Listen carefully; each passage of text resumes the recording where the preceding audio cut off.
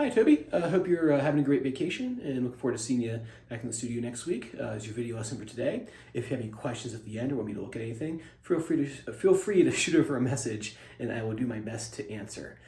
So here we go, 3 things I want to talk about. I'll go down the list. So first thing is a technique called hammer-ons or hammer-on. What that sounds like is this, or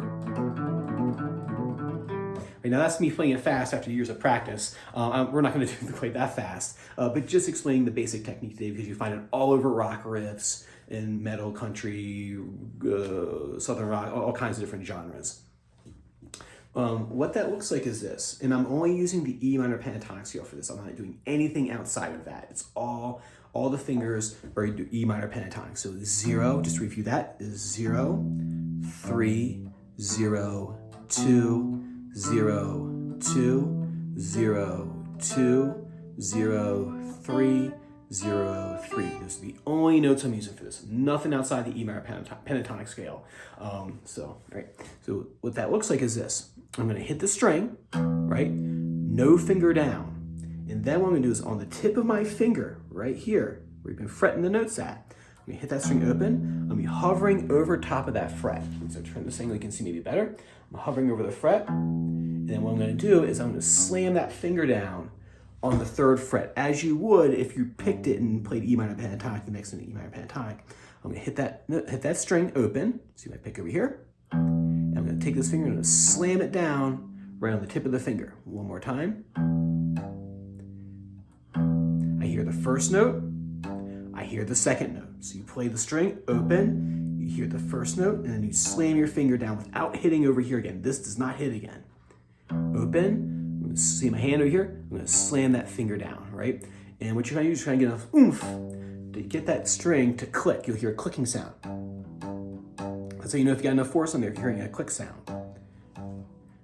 Hit, slam the finger down. You do not pick again. One more time, do this way so you can see my picking hand. Yep, I'm not like this, see, I'm not using it. And then slam that finger down, right? The symbol for a hammer-on is this upside down smile, right? All the notes, so that you see 0 and you see that curved line connecting it to the 3, that's a hammer-on symbol. The same thing for here, here, here, here, here, all the way through. Those are all hammer-ons, and that's the symbol for a hammer-on, just right there. Remember, you don't have to play this fast. This is not a speed test, right? This is just a technique, right? If I do this one more time, 0, slam down on 3rd fret. I'm going to the next string, 0, slam down on the 2nd fret. Open, slam down on the 2nd fret. Right? If you find one's tricky, you can stop there and practice just that string if you find that's giving you trouble. So say, for example, the 4th string is giving you trouble, you can stop. Oops, I messed up, right? Maybe I should practice that one a little bit more. Hear the first note, hear the second note. You're listening for a clicking sound. And I'm landing right on the tip of my finger. The question you're probably asking yourself is, well, how high do I start off with? Do I start out here? No, you don't have to start very high, right? You're starting maybe about like a finger's width off the fretboard that I kind of lift up a little bit and I slam it down. So my fingers, about a finger's width off the fretboard. I lift the finger up just slightly and I slam that finger down, right? Now, Rome wasn't built in a day, and the reason why we're practicing this technique now is because we're not going to use it for a song now. We're going to use it in a song in a few songs from now.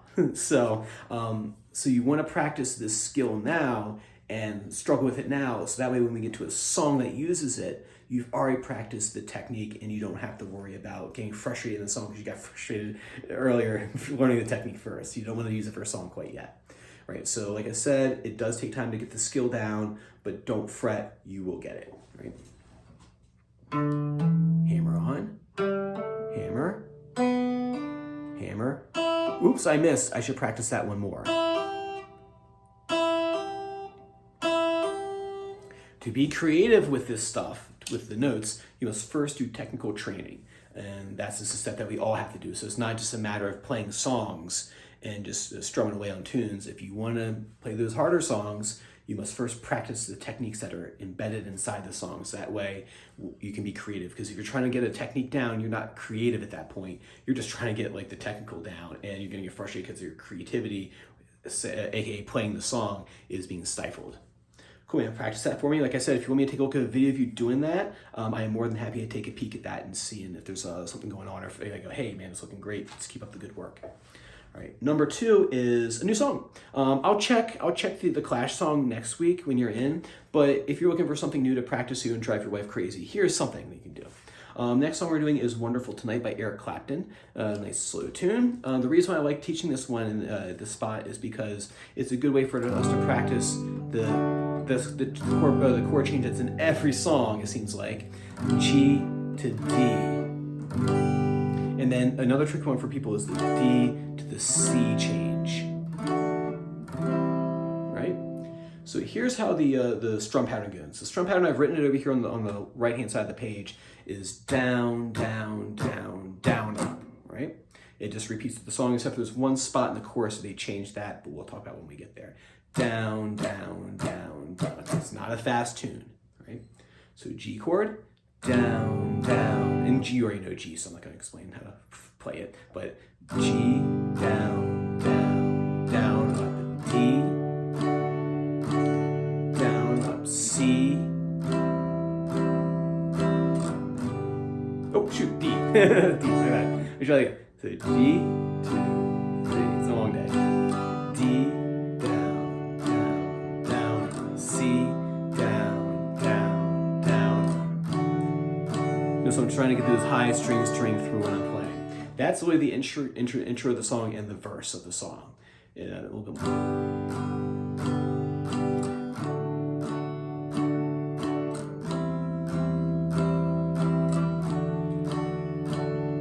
Alright, so practice that right there. Obviously, I can't make comments until I see what's going on with your hands, if you do anything. So if you want to send over a video of you playing through that, I'm more happy to give you some pointers on that. Remember, you're not bothering me when you do that. It's my job. And then we're going to hop down to the chorus. C chord, down, down, down. If you notice the way I write it out, I'm not sure if other people do it, this is the way I've been doing it for years, is that, see this ×1 right here? That's ×1 the strum pattern. So when you see this G ×1, that means ×1 the strum pattern, D ×1 the strum pattern, not a single strum. I've had people do that before. They see a ×1, they just strum the chord once. You go, Doug, this switches really fast. I'm like, well, no, that's ×1 the strum pattern. Back to the chorus. Down, C, down, down, down, down, up to D, down, down, down, down. And then what happens to the G chord, they do 1, 2, D. One more time, that's slowed down. A G chord, 1, 2, to a D, 1, 2. So 2 strums on those chords. The rest of the song is the same throughout. G, D, and I hop to an E minor, a brand new chord that I need to write down for you because I forgot to do that. I'll write that out for the video. So E minor is this. This is 2 fingers here. It's like your E chord, and all you're gonna do is just lift that first finger off and just these 2 fingers right here. I'll draw the diagram on the page. That way you'll know how to play it. So you have E here. So E, your regular E from like say Wild Thing. You take that first finger off, and now you have fingers 2 and 3 here. That's all on the string. It's like the E chord. Take first finger off, and there you go. He does the E minor chord twice. So down, down, down, down, down, down, down, to C, down, down, down, D, and then back to the beginning of the song, down.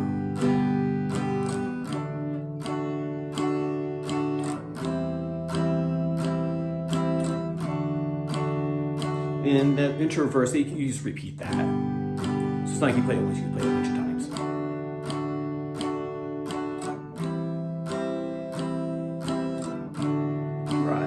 Practice that for me. Like I said, send me a video if you want. You're not bothering me if you do that.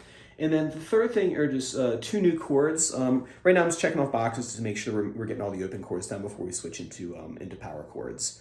So I just want to make sure to get these chords done. I'm thinking the next one after this one will be maybe like a Red Hot Chili Peppers tune, I'm thinking. Other side is a good one that has a bunch of these chords mixed in and a variety of sections, so it'll be a good, nice little challenge for you. All right, so the new chords are A minor. It sounds like this. A little quick trick and tip to get to that chord, you go to the E chord and you take everything and you literally just move everything down 1 string. So I'm the E chord, the one you already know. I'm gonna move these 2 fingers down, each 1 string. Bam, there you go. You have your A minor chord. It's also written out here for you too.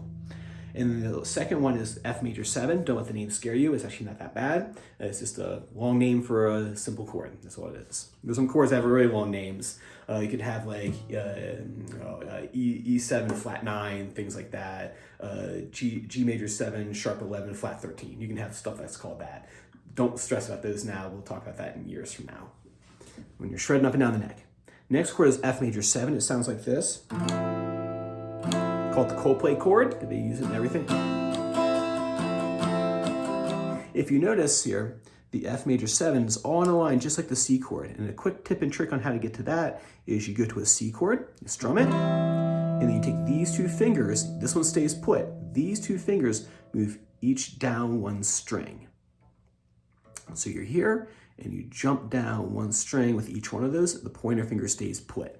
You get a strum there, and those are those two new chords. So practice those 3 things for me, and if you want me to look at anything, like I said like 3 times earlier, feel free to send it over to me if you like. If not, I will see you same time next time, man. Take care.